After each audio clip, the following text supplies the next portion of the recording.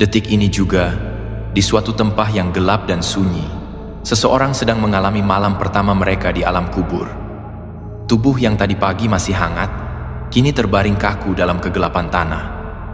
Tidak ada suara, tidak ada cahaya, hanya kesendirian yang mencekam. Dan tahukah kamu apa yang sebenarnya terjadi pada mereka di malam pertama itu? Apa yang dirasakan oleh roh dan jasad yang baru saja berpisah dari dunia? Ini bukan sekadar cerita untuk menakut-nakuti. Ini adalah realitas yang akan dihadapi setiap jiwa tanpa terkecuali, termasuk kamu dan aku. Sebelum kita lanjut, tolong tinggalkan jejak kalian dengan like dan subscribe jika video ini bermanfaat. Dan tulis di kolom komentar, dari mana kalian menonton video ini sekarang? Apakah dari rumah, perjalanan, atau mungkin sedang sendiri di malam hari? Sharing kalian sangat berarti untuk channel ini berkembang. Malam pertama di alam kubur adalah fase paling menentukan dalam perjalanan roh setelah kematian. Rasulullah SAW bersabda dalam hadis riwayat Imam Ahmad bahwa ketika jenazah dikubur dan orang-orang yang menguburkannya mulai meninggalkan pemakaman, mayat itu mendengar suara sandal mereka yang berjalan pergi. Di saat itulah, dua malaikat bernama Munkar dan Nakir datang mendatanginya. Mereka datang dengan wujud yang mengerikan, suara yang menggelegar, dan pertanyaan-pertanyaan yang akan menentukan nasib seseorang untuk selama-lamanya di alam barzakh. Bayangkan, kamu baru saja meninggalkan dunia dengan segala kesibukannya. Keluarga menangis di sampingmu, sahabat-sahabat berdoa, dan mungkin ada yang menyesali tidak sempat meminta maaf padamu. Tapi semua itu sudah tidak berarti lagi bagimu saat tubuhmu dimasukkan ke dalam liang lahat. Tanah ditimbun, dan kegelapan total menyelimuti. Lalu tiba-tiba kamu merasakan sesuatu yang tidak pernah kamu rasakan seumur hidup. Kesadaran, kembali, tapi bukan kesadaran seperti saat hidup di dunia. Ini adalah kesadaran alam barzakh, alam antara dunia dan akhirat. Malaikat Munkar dan Nakir tidak datang dengan lemah lembut. Mereka mendudukkan mayat itu, ya, jasad yang sudah kaku itu didudukkan kembali dalam kubur. Dalam riwayat disebutkan, suara mereka seperti petir yang menyambar, dan pandangan mereka tajam menembus sampai ke inti jiwa. Pertanyaan pertama yang mereka ajukan adalah, Man Rabbuka? Siapa Tuhanmu? Pertanyaan yang terdengar sederhana, tapi dalam momen itu, ini adalah ujian paling berat yang pernah ada. Di dunia, kita mungkin dengan mudah menjawab Allah, tapi di alam kubur, hanya orang-orang yang benar-benar menghayati keimanan mereka yang bisa menjawab dengan mantap. Orang beriman yang syoleh akan menjawab dengan tegas dan penuh keyakinan. Rabbi Allah, Tuhanku adalah Allah. Suaranya tidak bergetar, hatinya tidak ragu. Kemudian pertanyaan kedua, Madinuka? Apa agamamu? Dan dia menjawab, Dini al-Islam, agamaku Islam.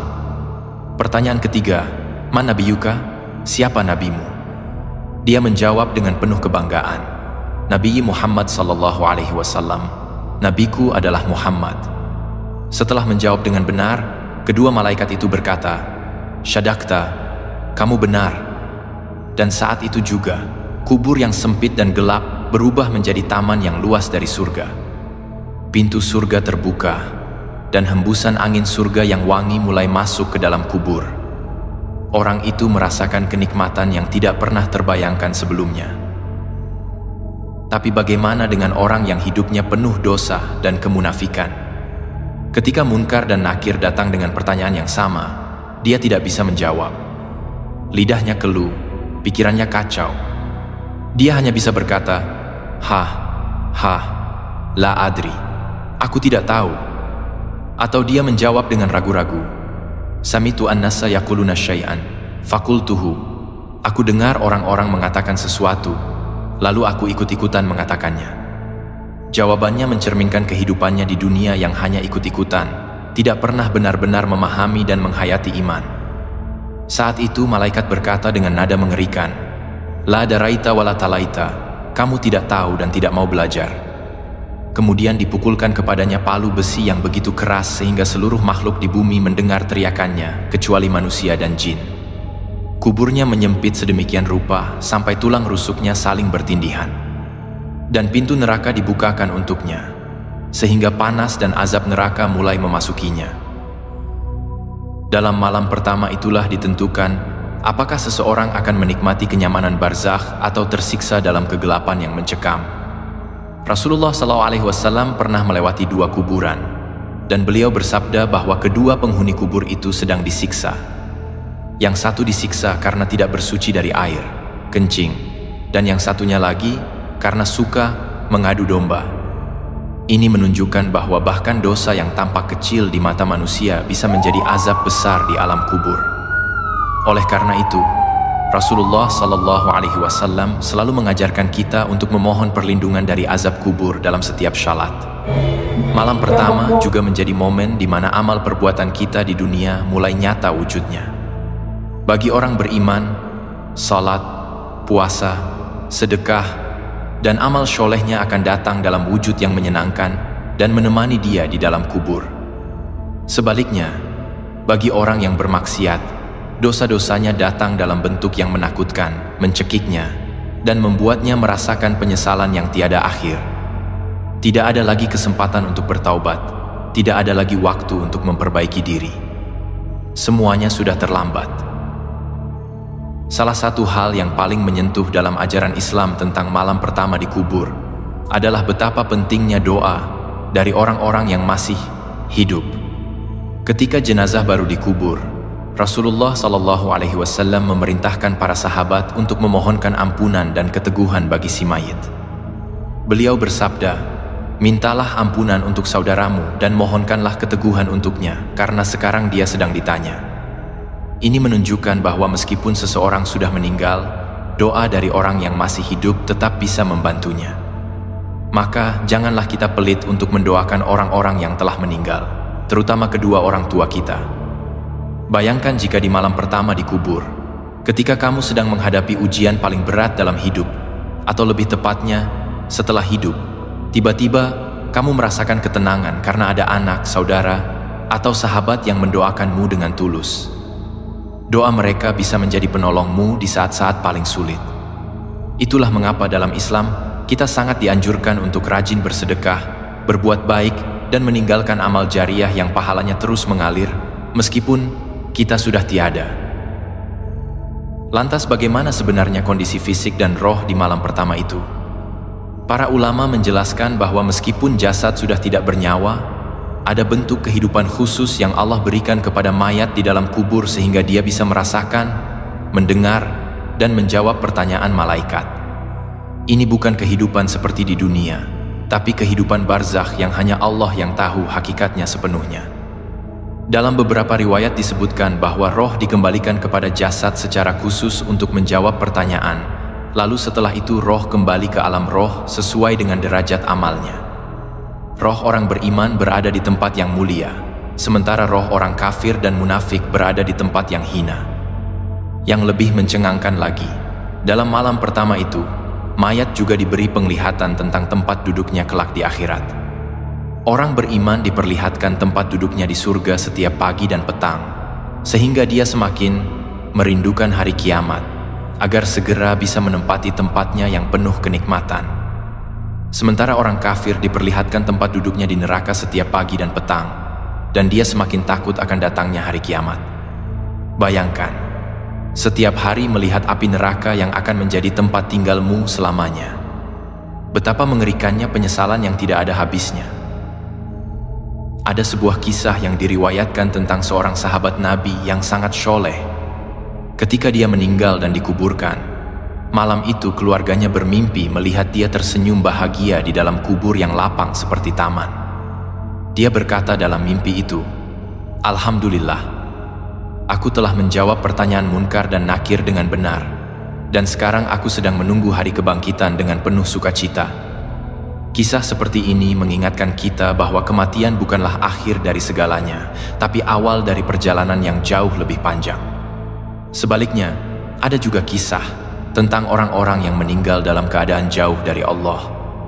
Keluarga mereka merasakan kegelisahan, mimpi buruk, dan tanda-tanda bahwa si mayit sedang tersiksa. Wallahu a'lam, Kita tidak bisa memastikan kondisi seseorang setelah meninggal kecuali dengan tanda-tanda yang Allah perlihatkan.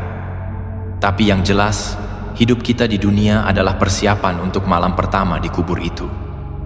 Setiap syalat yang kita kerjakan, setiap Al-Quran yang kita baca, setiap sedekah yang kita keluarkan, semua itu akan menjadi bekal dan penolong kita di saat-saat paling menentukan. Dalam Al-Quran, Allah Subhanahu wa Ta'ala berfirman dalam surah Ibrahim ayat 27. Allah meneguhkan orang-orang yang beriman dengan ucapan yang teguh dalam kehidupan dunia dan di akhirat.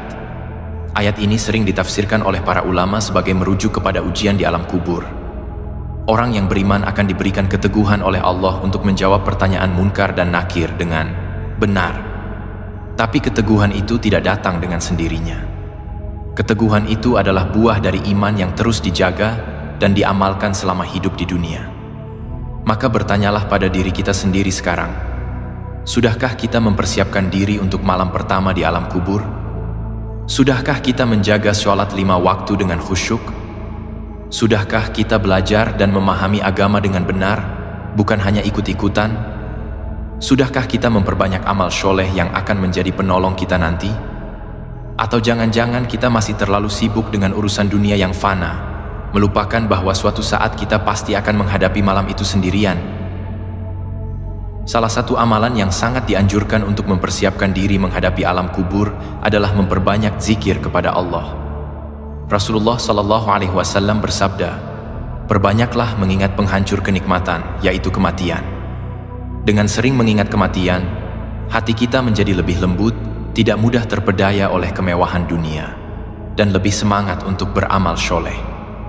Selain itu, membaca Al-Quran terutama surah Al-Mulk setiap malam juga sangat dianjurkan. Dalam hadis disebutkan bahwa surah Al-Mulk dapat melindungi pembacanya dari azab kubur. Surah ini dikenal juga sebagai Al-Mani'ah, yang artinya surah yang mencegah, karena mencegah azab kubur menimpa orang yang membacanya dengan penuh penghayatan. Amalan lain yang sangat penting adalah menjaga lisan dari gibah, fitnah, dan namimah.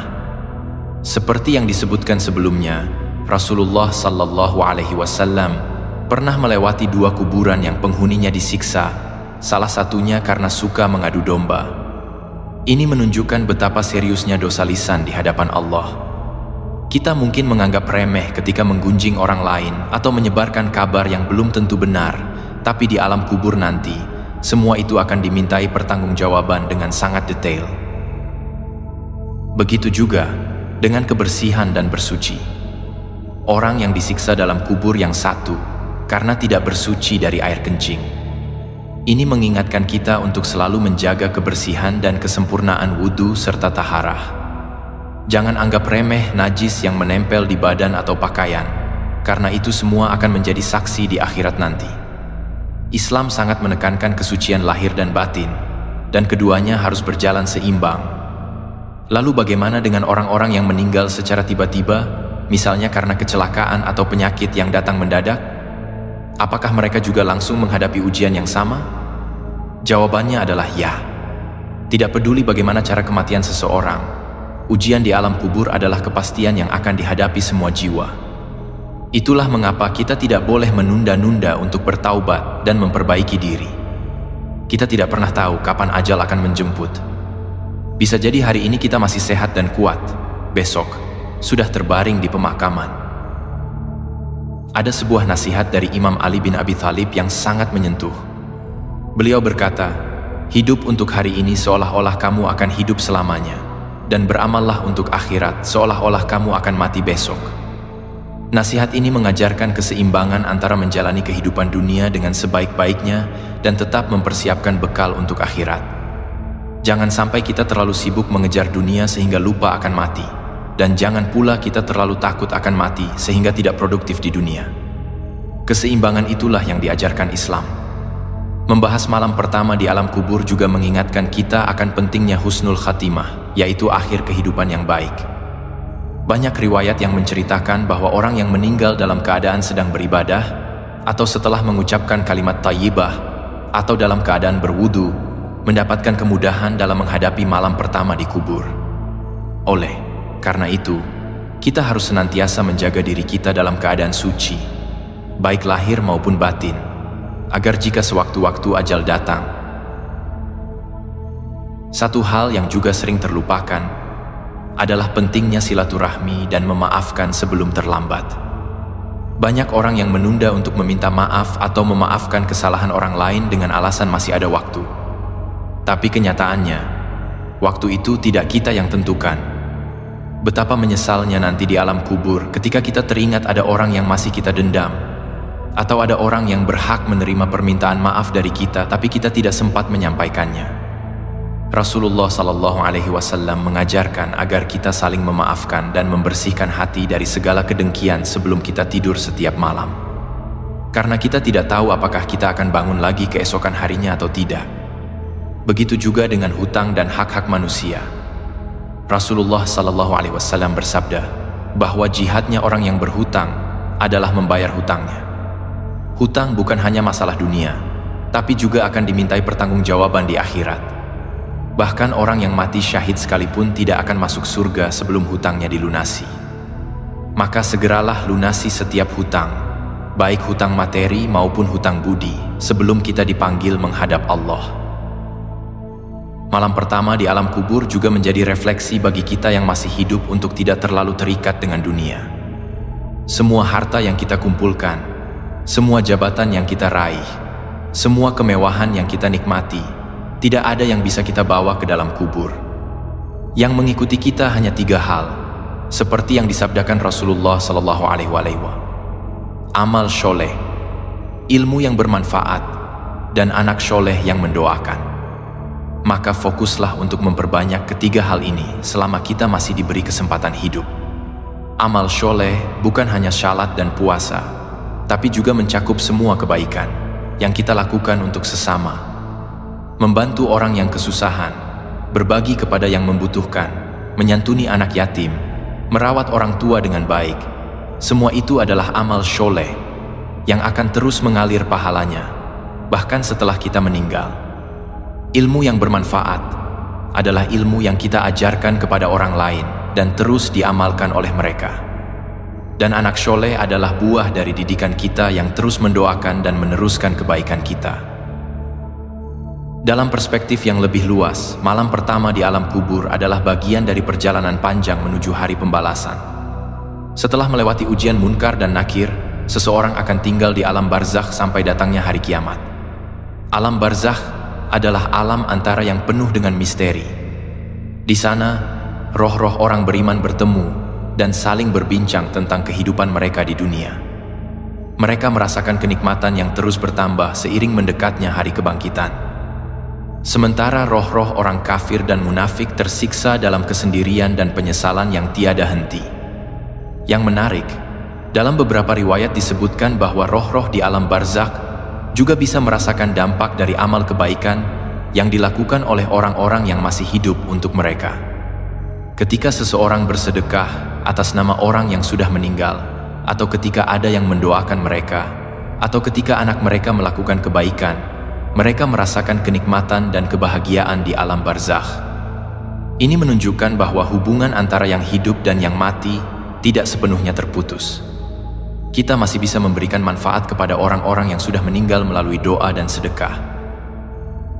Maka dari itu, janganlah kita lupa untuk selalu mendoakan orang tua kita, saudara-saudara kita, dan semua kaum muslimin yang telah mendahului kita.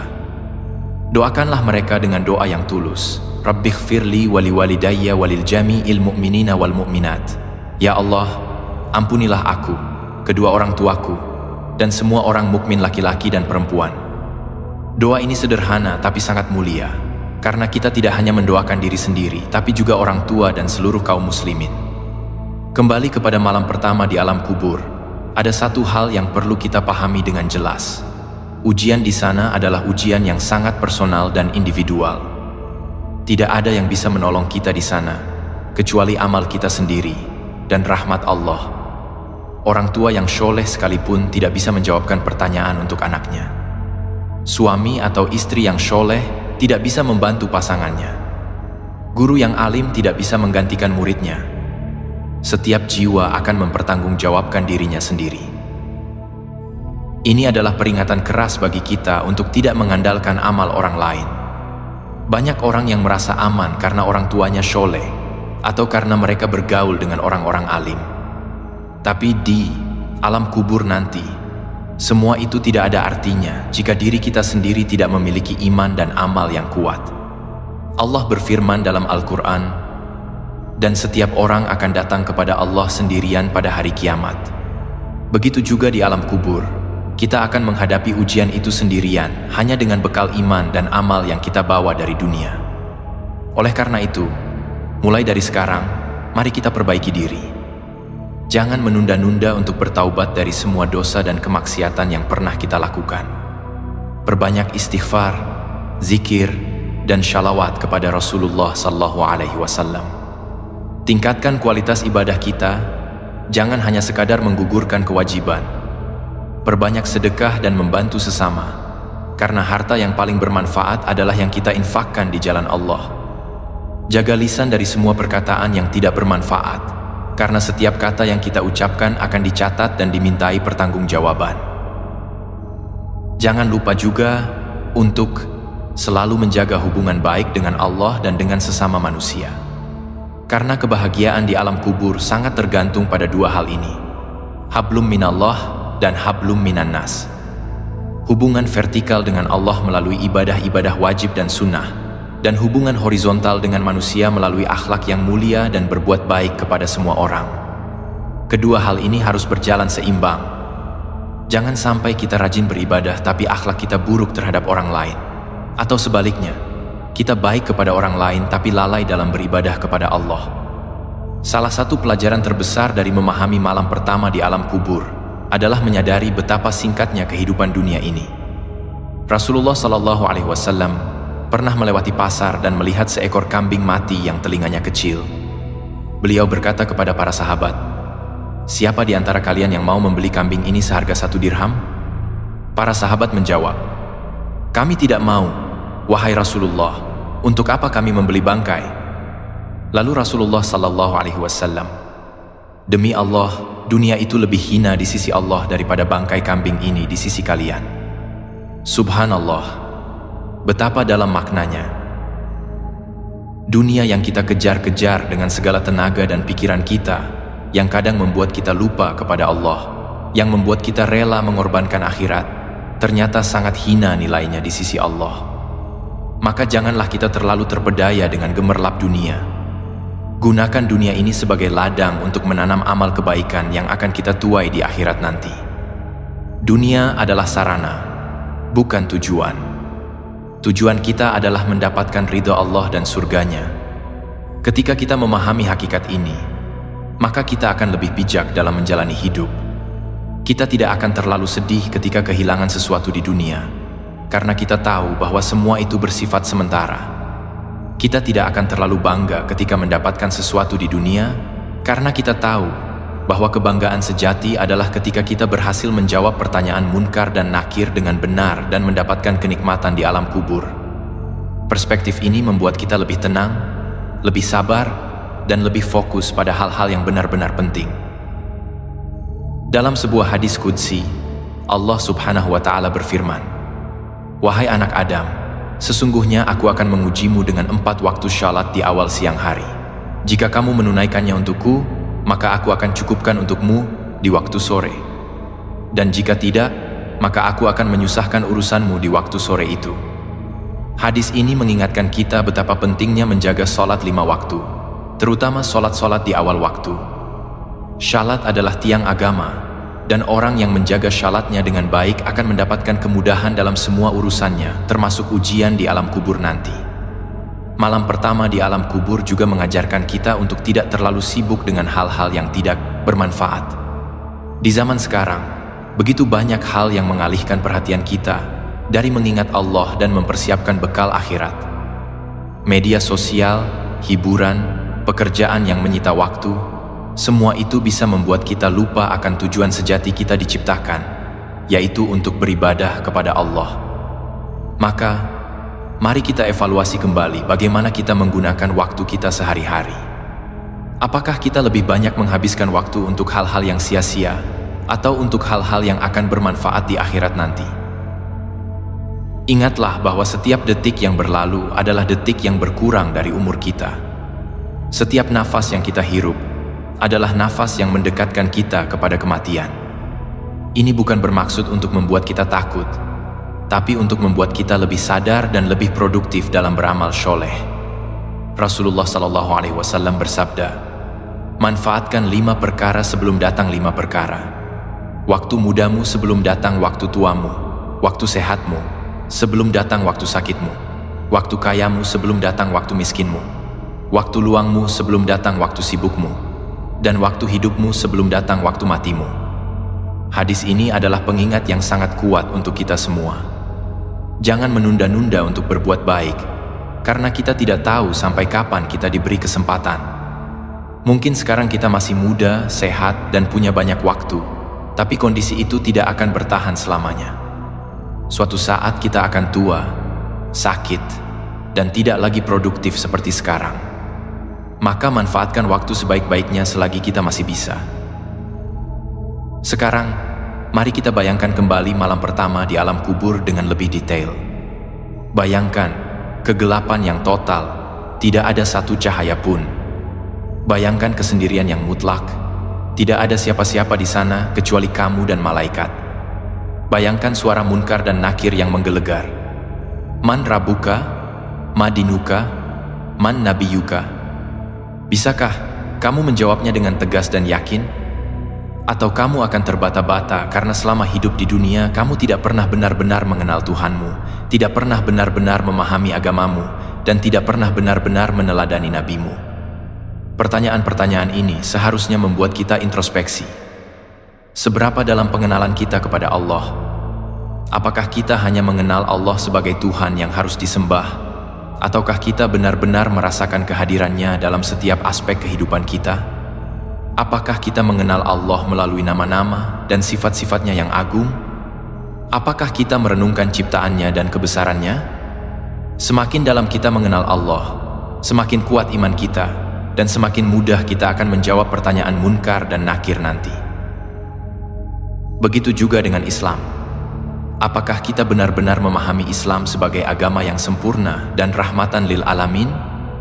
Ataukah kita hanya Islam karena kebetulan lahir dalam keluarga muslim, tanpa pernah berusaha memahami dan menghayati ajaran-ajarannya? Islam bukan hanya label, tapi sistem hidup yang komprehensif. Semakin kita memahami dan mengamalkan Islam dengan benar, semakin yakin kita ketika harus menjawab pertanyaan tentang agama kita di alam kubur nanti. Dan tentang Nabi Muhammad SAW, seberapa dalam kita mengenalnya? Apakah kita hanya tahu bahwa beliau adalah Nabi terakhir? Ataukah kita benar-benar mempelajari sirah beliau, meneladani akhlak beliau, dan mengikuti sunnah-sunnah beliau dalam kehidupan sehari-hari? Rasulullah SAW adalah uswatun hasanah, teladan terbaik bagi seluruh umat manusia. Semakin kita mengenal dan mencintai beliau, semakin mudah kita menjawab pertanyaan tentang Nabi kita di alam kubur nanti. Malam pertama di alam kubur bukanlah sesuatu yang harus kita takuti secara berlebihan, tapi harus kita persiapkan dengan serius. Ketakutan yang berlebihan tanpa persiapan hanya akan membuat kita stres dan tidak produktif. Sebaliknya, kesadaran akan adanya ujian di alam kubur seharusnya memotivasi kita untuk terus memperbaiki diri dan memperbanyak amal soleh. Ingatlah bahwa Allah Maha Pengasih dan Maha Penyayang. Bagi orang-orang yang berusaha dengan sungguh-sungguh untuk mendekatkan diri kepadanya, Allah akan memberikan kemudahan dan pertolongan, termasuk di alam kubur nanti. Dalam sebuah doa yang diajarkan Rasulullah SAW, kita diminta untuk memohon, Allahumma inni a'udzubika min adzabil qabri. Ya Allah, aku berlindung kepadamu dari azab kubur. Doa ini sebaiknya kita panjatkan setiap hari, terutama di akhir syalat sebelum salam. Karena dengan memohon perlindungan kepada Allah, kita mengakui kelemahan kita dan menyadari bahwa hanya Allah yang bisa melindungi kita dari segala azab. Ada juga doa lain yang sangat baik untuk kita amalkan. Allahumma barik li fil mauti wa fima ba'dal mauta. Ya Allah, berkahilah bagiku kematian dan apa yang setelah kematian. Doa ini memohon agar Allah memberikan keberkahan dalam kematian kita dan di alam setelah kematian, termasuk di alam kubur dan alam barzakh. Dengan berdoa seperti ini, kita menyerahkan segala urusan kita kepada Allah dan memohon agar Dia memudahkan semua tahapan perjalanan kita menuju akhirat. Sebelum kita mengakhiri pembahasan ini, mari kita renungkan sekali lagi. Apa yang akan kita bawa ke dalam kubur nanti? Harta? Tidak. Jabatan? Tidak. Popularitas? Tidak. Yang kita bawa hanya kain kafan sederhana dan amal perbuatan kita.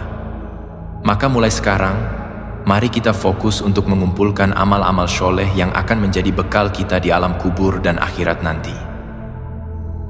Tutup mata sejenak dan bayangkan kamu sedang terbaring di dalam kubur.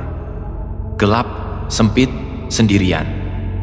Lalu Munkar dan Nakir datang dengan pertanyaan. Mereka, apakah kamu siap? Apakah kamu yakin bisa menjawab dengan benar? Jika jawabannya belum, maka inilah saatnya untuk memulai perubahan. Jika jawabannya sudah, maka tetaplah istiqomah dan terus tingkatkan kualitas ibadah dan amal solehmu.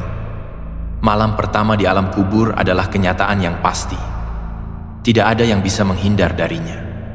Tapi kita bisa mempersiapkan diri sebaik-baiknya agar melewatinya dengan mudah dan penuh kenikmatan. Caranya adalah dengan memperkuat iman, memperbanyak ilmu, meningkatkan amal soleh, menjaga akhlak, dan selalu istiqomah di jalan Allah. Semoga Allah memberikan kita semua husnul khatimah, kemudahan di alam kubur, dan tempat yang mulia di surganya. Amin ya Rabbal Alamin. Jangan lupa untuk terus belajar tentang agama, karena ilmu adalah cahaya yang akan menerangi jalan kita di dunia dan akhirat. Hadiri kajian-kajian ilmu, baca buku-buku agama, dengarkan ceramah-ceramah yang bermanfaat, dan yang paling penting, amalkan apa yang sudah kita pelajari. Ilmu tanpa amal seperti pohon tanpa buah, tidak ada manfaatnya. Rasulullah SAW bersabda, barang siapa yang menempuh jalan untuk mencari ilmu, maka Allah akan memudahkan baginya jalan menuju surga. Akhirnya, mari kita semua berkomitmen untuk menjadikan hidup kita sebagai persiapan menuju alam kubur dan akhirat.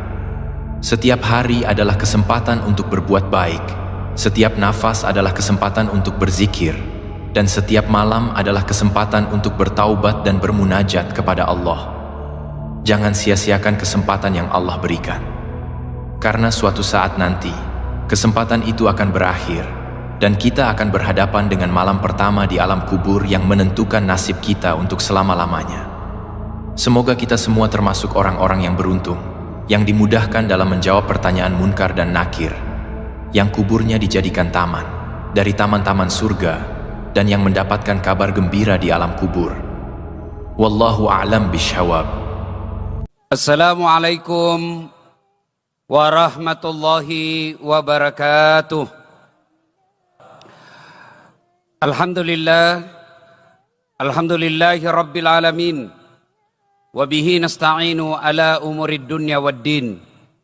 Ashhadu an la ilaha illallah wa ashhadu anna Muhammadan abduhu wa rasuluh. Allahumma salli ala Sayyidina Muhammad wa ala alihi wa sahbihi ajma'in. Amma ba'd.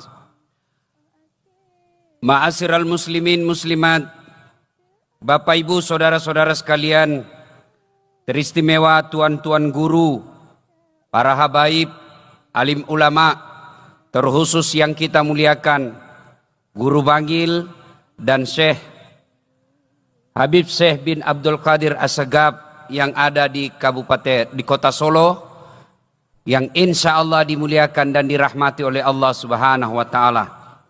Salam khusus teristimewa kepada Tomatua Malebita Benena almarhum Haji Maming, Ibunda Haja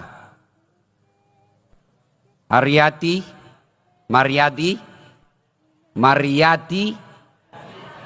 itulah dia. Yang insya Allah dimuliakan dan dirahmati oleh Allah Subhanahu wa Ta'ala. Dalam kitab hadis Sahih Bukhari, Nabi menceritakan ketika seluruh manusia dikumpul di tempat yang bernama Padang Mahsyar. Bayangkan, dikumpul di satu tempat dari Adam sampai kiamat. Berapa jumlah manusia waktu itu? Sekarang penduduk dunia kalau saya tidak salah 7 miliar yang terdaftar. Ini tahun ini. Bagaimana yang dari Adam dikumpul sampai hari kiamat. Satu tempat. Namanya Padang Mahsyar. Dan pada saat itu kata Nabi, begitu panasnya matahari seolah-olah tinggal satu jengkal dari kepala. Hampir semua orang gelisah. Kenapa mereka gelisah? Mereka mau tahu status hukumnya. Saya ini masuk surga atau masuk neraka? Dan pada saat itu Allah murka. Seluruh manusia kaget. Karena pertama kali Allah tampil dan murka di hadapan manusia. Dan pada saat itu, mitau manan mitau takut semua orang. Saya ini masuk surga atau masuk neraka, sementara pengadilan belum dimulai. Sama juga kalau kita dinyatakan tersangka sama KPK atau polisi, kan kita mau cepat diadili. Adili saya cepat, kalau saya salah berapa tahun penjara, kalau saya tidak salah nyatakan saya bebas dari tuduhan. Nah, gelisahlah semua orang waktu itu.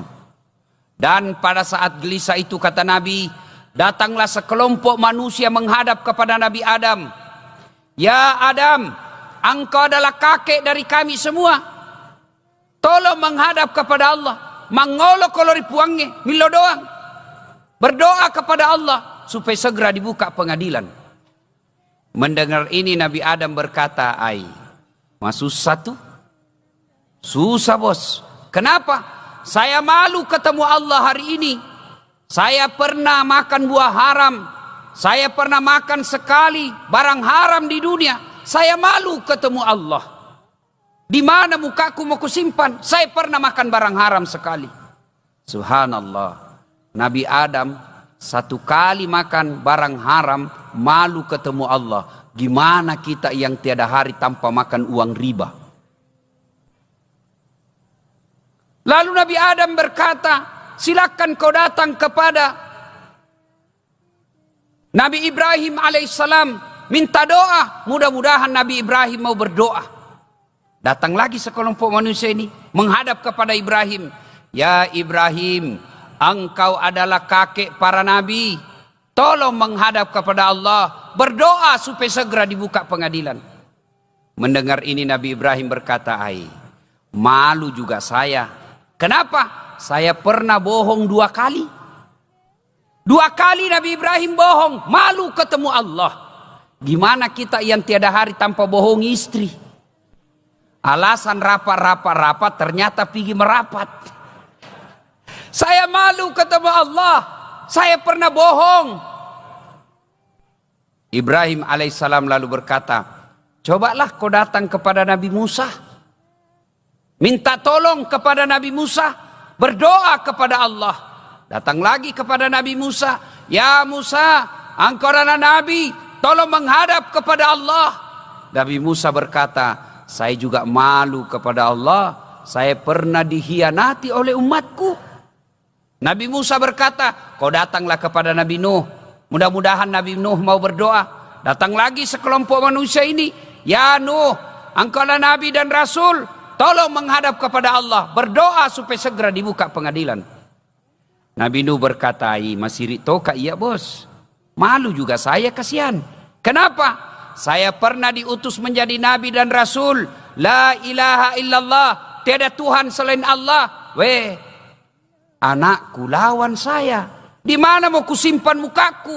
Saya malu menghadap kepada Allah. Nabi Nuh, Pak, Bu, satu aja anaknya. Satu anaknya berkhianat, malu kepada Allah. Gimana kita yang 5 anaknya semua tidak ada yang sholat? Satu tukang judi, satu tukang tipu, satu pejabat korup, satu kontraktor nakal, satu perempuan hamil di luar nikah. Nabi Nuh satu anaknya berkhianat, malu kepada Allah. Gimana kita yang 3 anak kita tidak ada yang tahu sholat? Maka ibu-ibu, kalau ibu, bu, Kalau mati Ki nanti, siapa kira-kira doakan Ki? Ibu, siapa? Suami. Kawin lagi dia.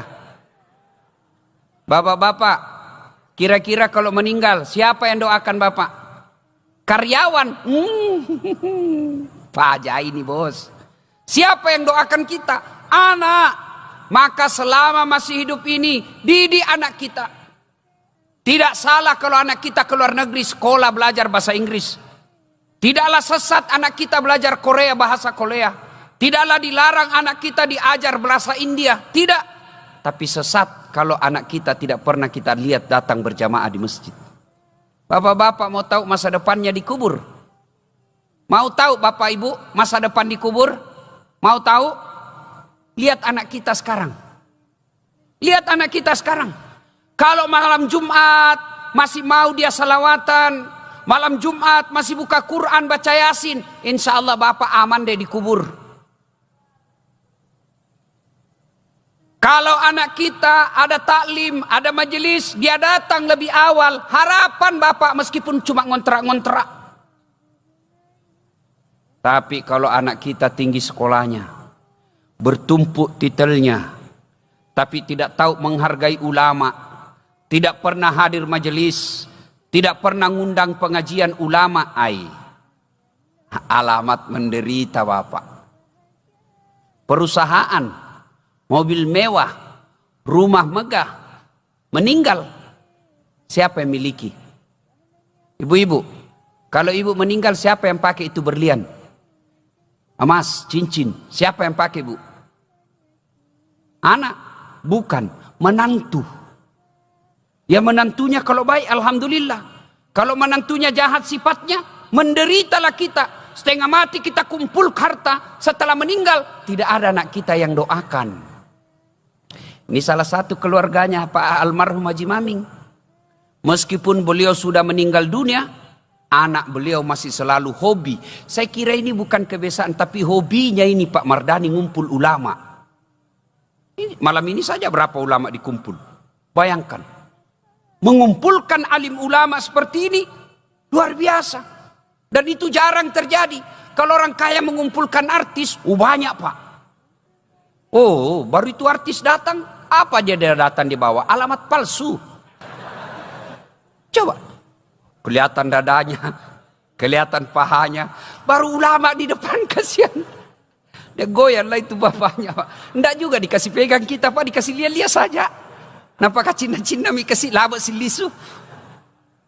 Alhamdulillah ini Pak, keluarga almarhum Haji Maming, anak-anak beliau senang mengumpulkan ulama. Masya Allah. Bapak-bapak, kalau mau tahu masa depan dikubur, lihat anak kita sekarang. Tidak usah bangga pintar anak bahasa Inggris kalau dia tidak tahu berjamaah di masjid. Tidak usah merasa puas kalau anak kita sekolah ke luar negeri, tapi tidak pernah tahu hadir di majelis. Biasanya kan kita selalu bilang begini, hebat tahu anaknya itu Ustaz. Kenapa dia hebat? Nah bilang pintar bahasa Inggris Ustaz. Bilang apa hebatnya? Nah banyak orang pintar bahasa Inggris. Masa banyak Ustaz? Pergi mako di Inggris. Tuh di Inggris Pak, anak-anak masih kecil sudah pintar bahasa Inggris. Tidak percaya pergi lihat Pak, tanya Pak Mardani. Coba Pak, memangnya kalau anak nanti pintar bahasa Korea, pintar bahasa Inggris. Bapak meninggal dia berdoa pakai bahasa Inggris. Oh my God, please help me my mother. Kadada. Bahasa Banjar jua. Lalu Nabi Nuh berkata, tolonglah kau datang kepada Nabi Isa alaihissalam. Berdoa. Minta Nabi Isa berdoa. Datang lagi sekelompok manusia ini. Ya Isa, engkau adalah pengajar cinta kasih. Tolong menghadap kepada Allah. Berdoa supaya segera dibuka pengadilan. Mendengar ini Nabi Isa juga giling kepala. Hicauka. Enggak bisa. Saya pernah diutus oleh Allah menjadi Nabi dan Rasul. La ilaha illallah. Tiada Tuhan selain Allah. Malah saya dianggap oleh umatku menjadi Tuhan. Saya malu menghadap kepada Allah. Lalu Nabi Isa alaihissalam berkata, cobalah kau datang kepada penghulu para nabi, Muhammad sallallahu alaihi wasallam. Datanglah sekelompok manusia ini menghadap kepada Nabi Muhammad. ya Muhammad, engkau adalah penghulu para nabi. Tidak diciptakan langit dan bumi, tidak diciptakan sorga kecuali persembahan Allah kepadamu ya Muhammad. Engkau kekasih Allah, menghadap kepada Allah, berdoa supaya segera dibuka pengadilan. Nabi-nabi senior tadi semua angkat tangan. Mendengar ini, Nabi Muhammad SAW tersenyum dan berkata, "Tanak bawa no bos, tenang sampean, tenang. Duduk aja pian, duduk, tenang." Lalu Nabi menghadap kepada Allah. Jangan lagi tanya dalam hadis pian tak kedada. Ini bahasa dasat latif supaya gampang dipahami. Kau duduklah semua di situ. Disinilah berlaku syafaatku. Syafaat ini adalah mukjizat Nabi. Mukjizat Nabi itu ada yang diberi di dunia, ada yang diberi di akhirat. Mukjizatnya Nabi di dunia, satu, sejak kecil di mana beliau berjalan dinaungi oleh awan. Mukjizat beliau ketika susah air, sahabat ingin berjamaah, mau wudu tidak ada air, Nabi katakan kau ambil bejana. Nabi kasih gini jari-jarinya, keluar air dari jari-jari beliau sehingga cukup untuk wudu seluruh sahabat. Mukjizat Rasulullah. Apalagi mukjizat Rasulullah? Al-Quranul Karim. Satu di antara itu di dunia semua, dunia. Dan apalagi mukjizat di akhirat, inilah syafaat. Apa ini syafaat? Rekomendasi. Apa ini syafaat? Kata belece. Apa ini syafaat? Nota. Kalau di Yayasan Haji Maming, Bapak minta proposal, di ACC sama Pak Mardani, aman proposalmu bos. Itulah yang disebut kata belece. Haji, ada kasihan ini masjid mau dibantu, barangkali Yayasan Haji Maming bisa bantu. Nah bilang Pak Haji Mardani sini, saya ACC, kaji Haji Rois, alengi Haji Rois, ya pak cairkangi, selesai urusanmu bos. Itu namanya nota, kata belece. Rasulullah punya mukjizat, salah satu diantaranya syafaat. Maka dia Nabi tak tenang mana no, duduk kalian. Menghadaplah Nabi kepada Allah, sujud di hadapan Allah. Lalu Nabi berdoa, ya Allah, kami sadar banyak dosa, kami sadar banyak maksiat, tapi kami juga sadar Engkau Maha Pengasih, Engkau Maha Pengampun. Atas nama Maha Rahman Maha Rahimmu, ampuni kami ya Allah, sayangi kami ya Allah, tolong ya Allah, bukalah pengadilan ini. Mendengar ini, Allah kemudian berfirman, ya Muhammad, kau bangkit dari sujudmu. Motono, bangkit dari sujudmu. Hari ini aku mulai pengadilan. Jibril, siapkan segala keperluan, kita mulai pengadilan satu demi satu. Dimulailah pengadilan. Dipanggillah kita satu demi satu. Bayangkan Pak, bayangkan. Satu tempat, satu loket, dari Adam sampai kiamat, satu loket karena satu ji Tuhan. Dipanggil kita satu demi satu. Apa tidak lama? Kita saja bayar PDAM, itu kita ngantri. Padahal tempat ngantrinya ber-AC, tempat ngantrinya ada permen sambil menunggu. Yang layani kita cewek-cewek cantik, yang enak dipandang mata. Ada yang salib kita, langsung emosi tuh. Antri kok bos, muliwak kak sejak guru gitu.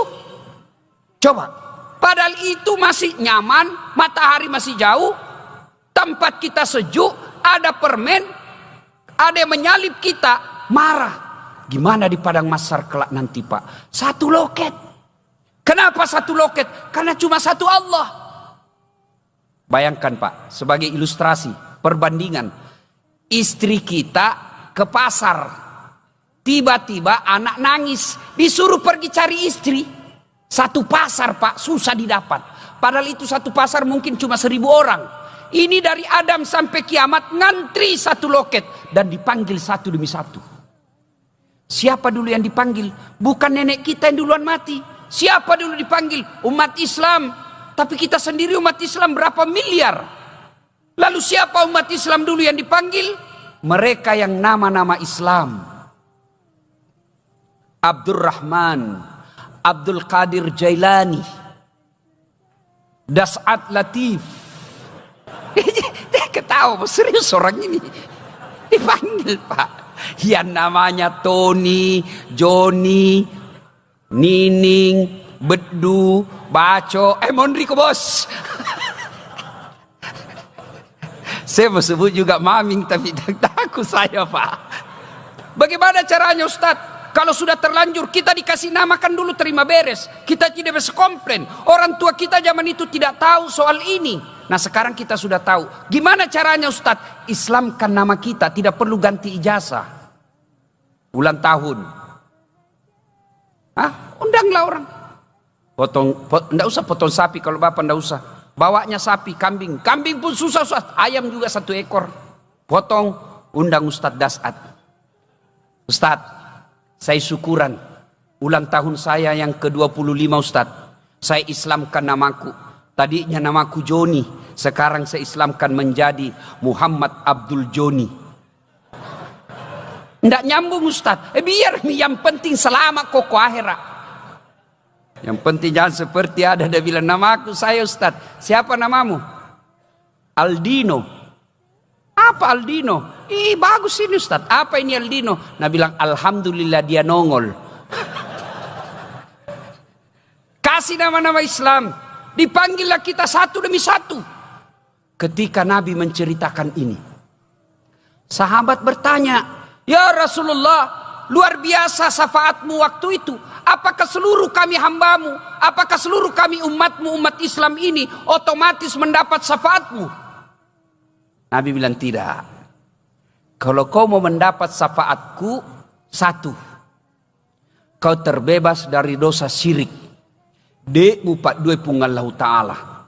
Kalau bapak ibu mau mendapat syafaat dari Nabi, syarat pertamanya hindari dosa syirik. Apa itu syirik? Ya, menyembah selain Allah. Saya yakin di sini bapak ibu sekalian, tidak ada yang menyembah patung. Tidak ada yang menyembah berhala. Tapi banyak di antara kita yang menyembah apa? Menyembah kekuasaan. Menyembah harta. Itu. Salah satu mohon maaf. Berhikmat. Memuliakan ulama dan guru. Itu ajaran agama. Tapi jangan berlebih-lebih. Misalnya. Berebut air minumnya guru. Bolehkah minum air minumnya guru? Boleh. Tapi untuk sekarang sebaiknya tidak dilakukan. Kenapa? Nanti ada corona kita minum bekasnya. Kita juga kena corona. Untuk sekarang. Ini yang namanya berhikmat dengan ilmu. Cium tangan guru. Itu ajaran kemuliaan akhlak. Tapi untuk zaman sekarang dianjurkan untuk tidak. Kenapa? Siapa tahu seperti saya. Keluar masuk bandara. Ketemu dengan segala macam orang. Di luar saya rawan kena corona. Bapak cium tangan saya. Yang tadinya ada kuman di sini dan virus. Bapak cium bisa tertular. Ini namanya caranya. Niatnya baik. Berhikmat kepada ulama baik. Tapi caranya yang keliru. Untuk sekarang. Berhikmat memuliakan guru. Bagus. Tapi jangan sampai minum air bekasnya guru. Lalu salah keyakinan. Kalau minum ini air. Anak saya bisa jadi ulama. Biar dia minum 1 liter. Tapi ibu bapaknya tidak doakan anaknya. Susah itu jadi ulama. Biar dia minum 1 galon. Minum kau nak supaya kau jadi ulama. Tapi tidak pernah sholat. Tidak bakal. Maka kita berhikmat kepada guru. Tapi jangan sampai berlebih. Sehingga kita bisa berkeyakinan bahwa guru itulah yang memberikan kita syafaat. Bukan. Syafaat hanya datang kepada Rasulullah Muhammad SAW. Itu pun di akhirat kelak. Yang kedua. Syaratnya mendapat syafaat dari Rasulullah. Aqimis salah. Tetongangi sempajangi. Dirikan sholat. Saya yakin bapak-bapak semua rajin sholat. Saya yakin. Tapi yang perlu dikoreksi. Tata cara pelaksanaan sholat kita. Kadangkala kita sholat tapi cari duit. Allahu Akbar. Tadi duit saya dikasih Pak Mardani 200 ribu. Beli bensin 100 ribu. Beli pulsa 50 ribu. Mana ini 50? Allahu Akbar. Dia cari itu. Dia periksa dulu kantongnya. Di mana aku simpan? Ruku, dia periksa kantong belakangnya. Naik lagi, di mana saya simpan? Begitu assalamualaikum, oh di bawah bantal saya simpan. Sepanjang takbir sampai salam, dia tidak ingat Allah, tapi ingat duit. Allahu Akbar. Begitu rakaat kedua, Pak Imam panjang bacanya, dia baru ingat, wah kunci motor melengket di motor. Hakul yakin pasti bapak tidak husuk lagi. Wih, hilang sudah motor saya ini, lampik na to na bacaan Pak Imam. Maka harus dikoreksi kembali tata cara sholat kita. Terutama kita yang banyak kita langgar adalah pakaian dalam sholat. Kalau kita mau ketemu guru, luar biasa, pakai parfum. Mau ketemu wali kota, bupati, gubernur, kita pakai baju baru.